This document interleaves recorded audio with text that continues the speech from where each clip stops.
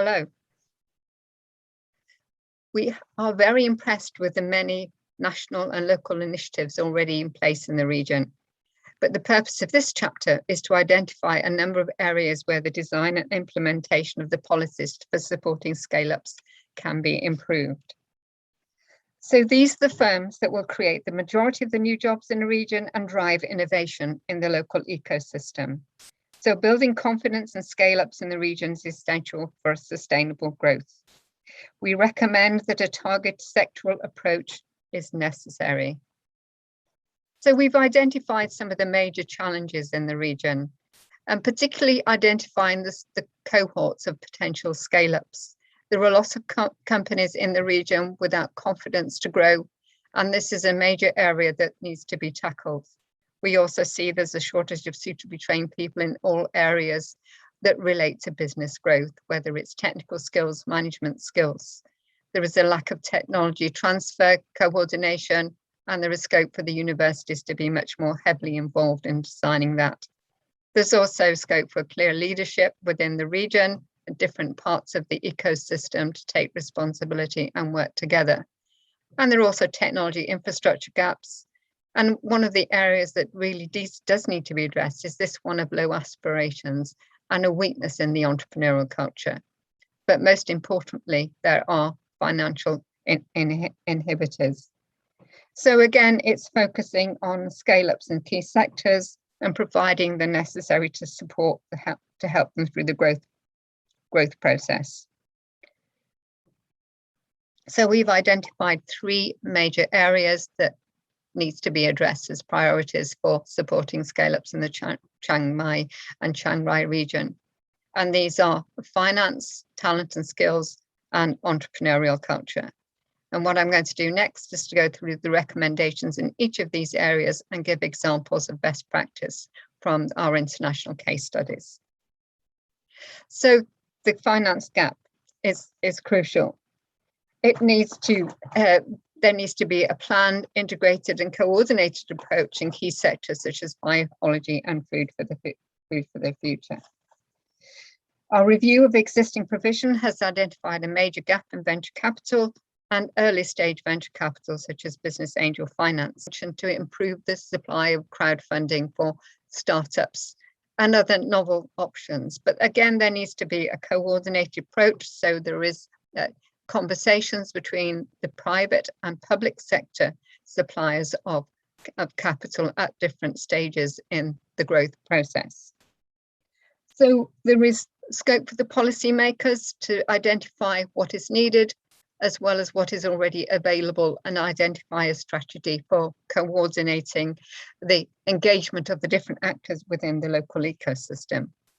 And in the report, we give the example of the London Business Angel Network in Med City in London. And that's an example where the different actors are drawn together to address the shortages of finance in the startups and scale-ups with potential for growth.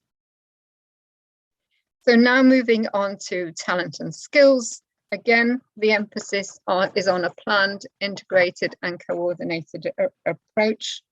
There are problems with the brain drain of students and other highly skilled people out of the region. This is due to a shortage of employment possibilities in large firms. And there's a clear problem with the shortage of technical skills. So a planned, integrated, coordinated approach would involve the universities, including the business schools and the creative sectors, such as design departments, to work with the firms to help them navigate through the growth stages that make them have a unique selling point that will attract the business from international markets as well as domestic markets.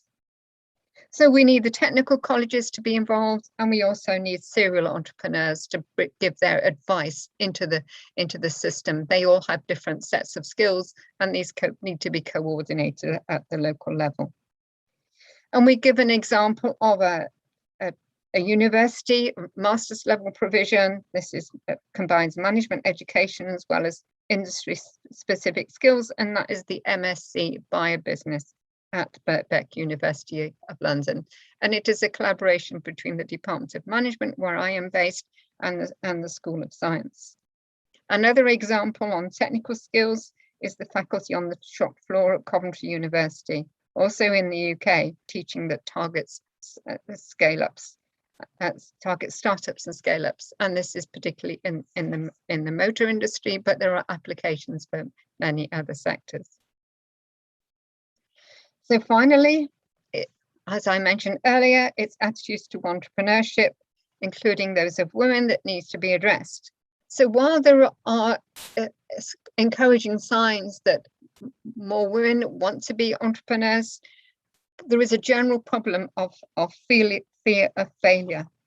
So there are obstacles to growth that need to be addressed.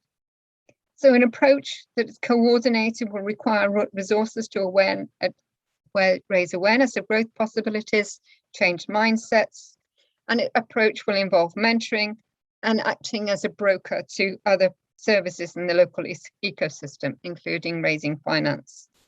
And it would also involve returnees to the region. We see that there are also people who've been abroad who bring back new knowledge and skills, and their talents could be incorporated into a coordinated local approach.